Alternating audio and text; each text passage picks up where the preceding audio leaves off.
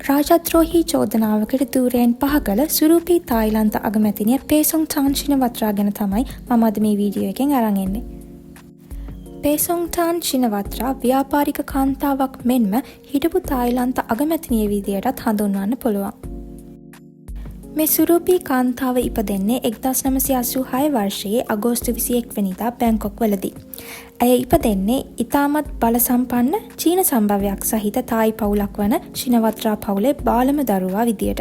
ඉතින් මේ ශිනවත්රා පවුල දේශපාලන පවුලක් විදියට වර්තමානයේ ප්‍රසිද්ධ වුණාට මේ ශිනවත්රා පවුල 20 වෙනි සියවසේ අගභාගයේදී තමන්ගේ පවුලේ ධනෙ උපයාගෙන තියෙන්නේ සිල්ක්. එහෙමත් නැත්නම් සේදරෙදි වෙළඳාමෙන්. පසුකාලීනව මේ ශිනවත්රා පවුල තායිලන්තයේ සංනිවේදන ශ්‍රේෂ්ත්‍රයේත් ව්‍යාපාර කටයුතු ආරම්භ කරලා තියෙනවා.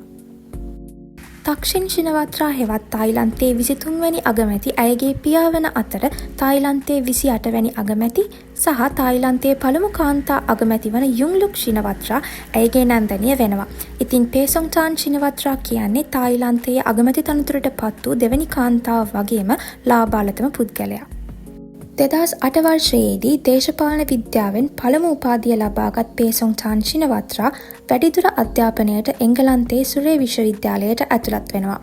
එහිදී ඇය අන්තර්ජාතික හෝටල් කළමනාකරණයේ ක්ෂේත්‍රයෙන් ඇයගේ දෙවැනි උපාධිය 2009 වර්ෂයේදී ලබා ගන්නවා. ප්‍රබල දේශපාලන පසුබිමක් තිබුණත් ඇය විශ්වවිද්‍යාල අධ්‍යාපනය අවසන් කිරීමෙන් පසු දේශපාලන කටයුතු ආරම්භ කිරීමට පෙර ව්‍යාපාර කිහිපයකට සම්බන්ධ වෙනවා. තායිලන්තයේ SC ඇසෙට් කෝපරේෂන් සමාගමේ වැඩිම කොටස් ප්‍රමාණයකට හිමිකම් කියන ඇය තායිකොම් ෆවුන්ඩේෂන් අධ්‍යක්ෂක ධුරයක්ද හිමි කරගෙන තියෙනවා. මීට අමතරව 2022 වන විට ඇමරිකානු ඩොලර් බිලියන 2ක වටිනාකමකින් යුත් සමාගම් 21ක හිමිකාරීත්වය අයත් කරගෙන තියෙනවා. 2024 වර්ෂයේ මේ සුරූපී කාන්තාව තායිලන්තයේ 31 වැනි අගමැති ධුරයට පත්වෙනවා. ආරම්භයේ සිටම ඇයගේ කටයුතු වලට ඇයගේ පියා වන තක්ෂින් ශිනවත්රා සම්බන්ධ කර ගැනීම නිසාම විපක්ෂයෙන් ඇයට විරුද්ධව විශ්වාස භංගයක්ද ගෙන එනවා. ඒ අයට ස්වාධීනව රට පාලනය කිරීමට නොහැකි බව පවසමින්. කොහොම වුණත් පේසොන් ටාන් ශිනවත්රාට අගමැති ධුරයේ රැඳිලා ඉන්න පුළුවන් වුණේ වසරක වගේ පොඩි කාලයක් විතරයි. 2025 දී තායිලන්ත ව්‍යවස්ථාදායක අධිකරණය විසින් ඇයව දේශද්‍රෝහී චෝදනාවකට වරදකරු කර ධුරයෙන් නිරපනවා. ඉතින් ඇයට තම තනතුර අහිමිවීමට හේතුපාදක වුණේ ඇය සහ කාම්බෝජ රාජ්‍ය නායකයෙකු අතර ඇති වූ දුරකථන සංවාදයක්.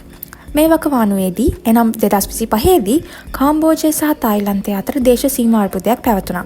ඒ කාලයේදී පේසොන් ටාන් ශිනවත්රා ප්‍රසිද්ධියම කියා සිටියේ තායිලන්තයේ එක බිම්මංගලක්වත් කාම්බෝජයට නොදෙන බවයි.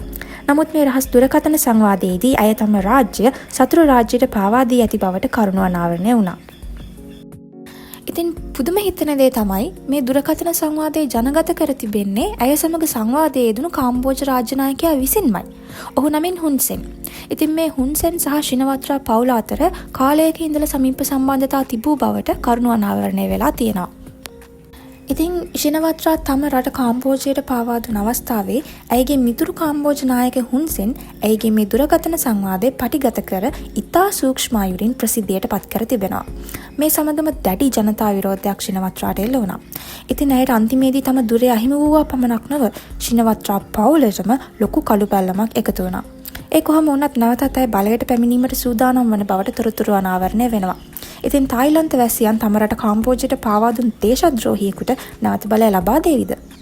ඉතින් අවසාන වශයෙන් මේ සුරූපී තරුණියගේ ජීවිතය දෙස බැලුවොත් ඇය විවාහ වී සිටින්නේ තායි ව්‍යාපාරිකයෙකු වන පිටාකා සුක්සවත් සමගයි. මොහු ශිනවත්රා පවුලට අයත් ව්‍යාපාර බොහොමයක අධ්‍යක්ෂක ධුරය දරන අතර මේ දෙපළට දරුවන් දෙදෙනෙක්ද සිටිනවා. ඉතින් මේ සුරූපී ශිනවත්රා දෙදරුමවක් කියලා කාටවත් හිතෙන්නේ නැති තරම් ඇය තවමත් සුරූපී කාන්තාවක්.